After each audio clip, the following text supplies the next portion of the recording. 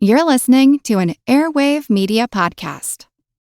Across the United States, this weekend, people will be celebrating Father's Day. I thought this would be a great time to dedicate a mini episode to an artist who created a beautiful work of art for his father. I love MC Escher's portrait of GA Escher, not only because it shows us the Escher men had a strange proclivity for referring to humans by letters rather than names, but we see some similarities between the father and son, as both wrote diligently in their journals throughout the process of creation. Feel like who art Ed? We'll try to spice it. Who art Ed? Mr. Wood art Ed me. Yeah. Either way, it's ambiguous. It works on so many levels. I know. That's off to a great start. Welcome to Who Arted, where we explore visual arts in an audio medium. I'm your host, Kyle Wood. For this mini episode, I'm covering the portrait of GA Escher, created by MC Escher. MC Escher is an artist who is best known for his tessellations and sort of surreal work. He was known for creating these impossible realities. And if you want to learn more about MC Escher and his work, I'm going to put a link in the show notes to a full episode I did on MC Escher and his Circle Limit piece. For this week, I am talking about a loving portrait he created of his father near the end of his life. Both the son/artist and father/model wrote about the creation of this piece. And so for this episode, I'm going to be sharing a little bit about what each of them said in their journals to get a little bit of the perspective of both the creator and the subject of this piece. In early 1935, MC Escher moved from Italy to Switzerland. After the move, he had to go to the Netherlands to get some business in order. He consulted with a cousin about a logo for his machine factory. He met with the Postal Service about his design for a stamp. Amid all this, he spent about 3 weeks making a portrait for his father, who was 92 years old at the time. And here I'm going to go over to a little bit of GA Escher's, that's the father's, journals.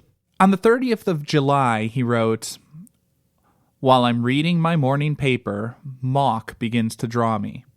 I guess Mock was sort of like an affectionate term for MC Escher. The M in MC Escher standed for Moritz, and I guess he would call him Mock. August 6th, he wrote, "Mock keeps working while I read my morning paper, meant for a lithograph." August 9th, he writes, "I pose again." Now, part of what I love about this description is the first entry is just saying, like, Mock's drawing me while I'm just trying to read my paper, and Mock is sitting there drawing me. But now he's gone from drawing him in his morning routine to making him pose. It's a little bit funny. Like, it's gone from a father saying, like, okay, I'm sitting here doing my thing, and my son's drawing me, to now I've got to sit here and pose so he can go about his business. On the 11th of August, GA Escher writes, "Mock spends a lot of time on my right hand, with which I hold my reading glasses." Now, I gotta say, when I first saw this picture, the hand did look to me like an area where he struggled. No shade at MC Escher. Clearly a great draftsman, wonderful artist, and far more skilled and talented than I will ever be. But when I do look at the hands, there is something a little bit wonky about the hands.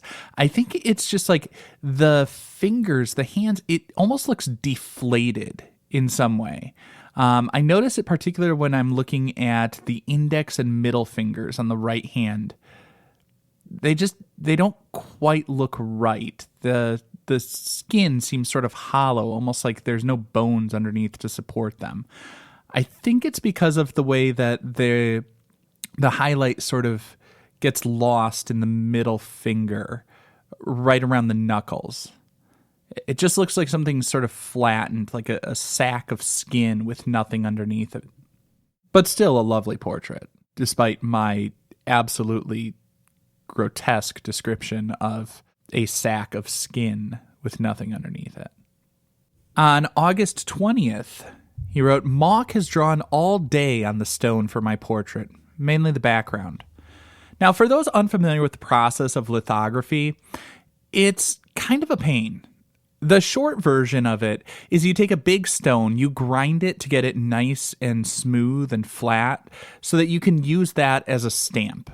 Then you draw with a grease pencil or like an oil-based crayon, and that's what you use to make your design. You use gum arabic and chemicals to basically mask off areas and etch the design into the surface of the stone. Basically, it comes down to the idea that oil and water don't mix, so you used oil-based stuff in the ink areas and water-based around it to make some parts of the stone that will accept the ink and some that will repel it. After that, the stone is used, as I said, it's like a stamp. You can ink it and press paper to it. For a multicolored print, you would have to prep a stone for each color, carefully line them up to print with one stamp after another. Oh, and the stamps print backwards. It comes out as a mirror image of the initial sketch. And that mirroring is an issue. MC Escher wrote about it this way. When it comes to creating a portrait of someone with markedly asymmetrical features, a great deal of the likeness is lost in the print. For this is the mirror image of the original work. In this instance, a contraprint is made. That is to say, while the ink on the first print was still wet on paper, this was printed onto a second sheet, thereby annulling the mirror image. The proof brings out the signature that he himself wrote on the stone with lithographic chalk, and which is now to be seen doubly mirrored back in its original form.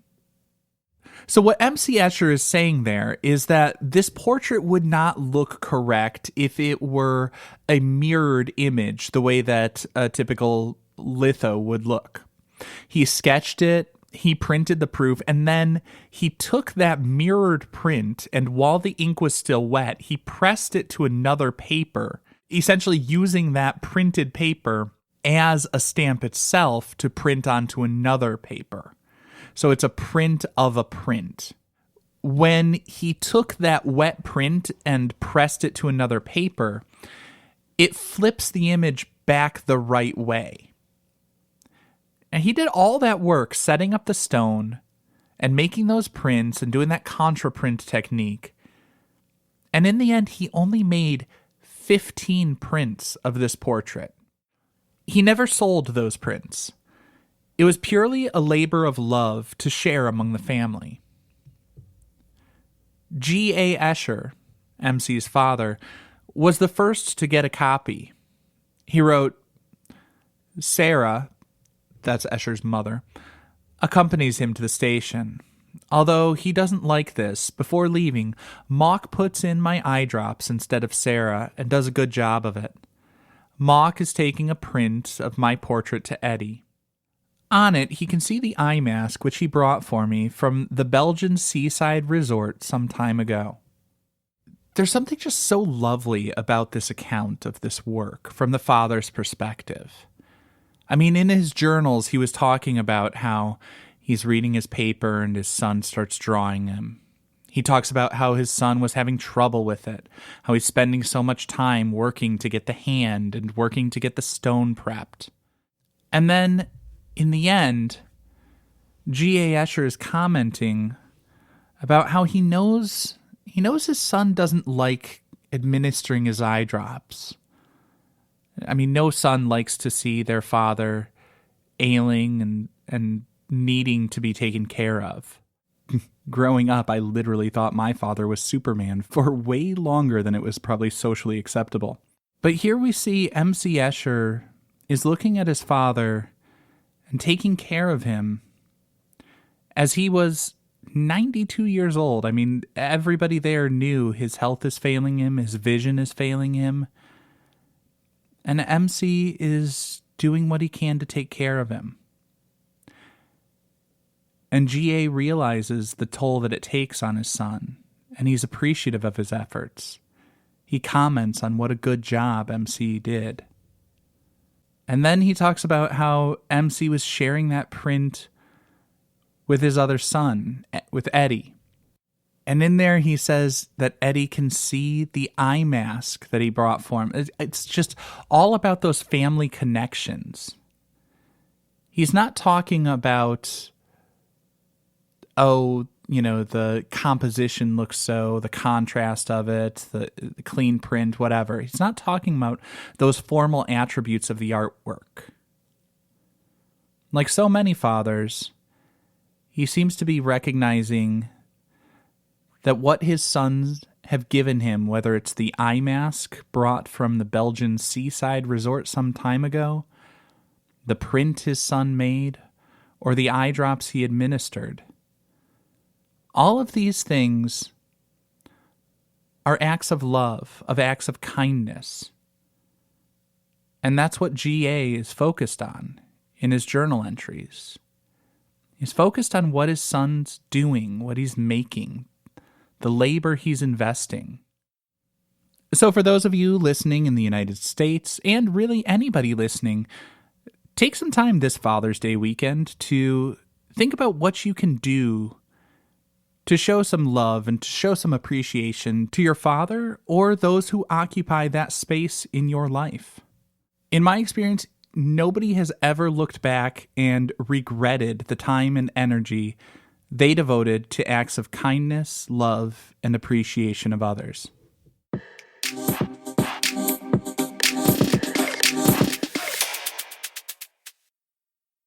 Now, this week, for my Follow Friday segment, I am once again going to share a podcast that I absolutely love. The Constant, a history of getting things wrong. If you are a listener of this podcast, and particularly my Fun Fact Friday mini episodes, I think you'll love The Constant. It is so well produced and so thoroughly researched and delivered in a fun and upbeat way. Every episode shares stories of things I never knew about from history that are absolutely bonkers. Most recently, The Constant was talking about the history of patent medicine, and I cannot believe not only the ridiculous elixirs and tonics that have been sold to people, but the pop culture it has spawned. I mean, there was practically a genre of music dedicated to these ridiculous patent medicines. So if you're looking for another podcast to fill some of your time and fill your brain with some stuff you never knew you always wanted to know, check out The Constant, a history of getting things wrong. This concludes this week's episode of Who Arted, part of the Airwave Media Podcast Network. If you found this tolerable, please leave a rating or review on your favorite podcast app. You can find images of the work being discussed this week and every week on social media at Who Arted Podcast on Twitter, Instagram, and TikTok, and of course on the website whoartedpodcast.com. Podcast done.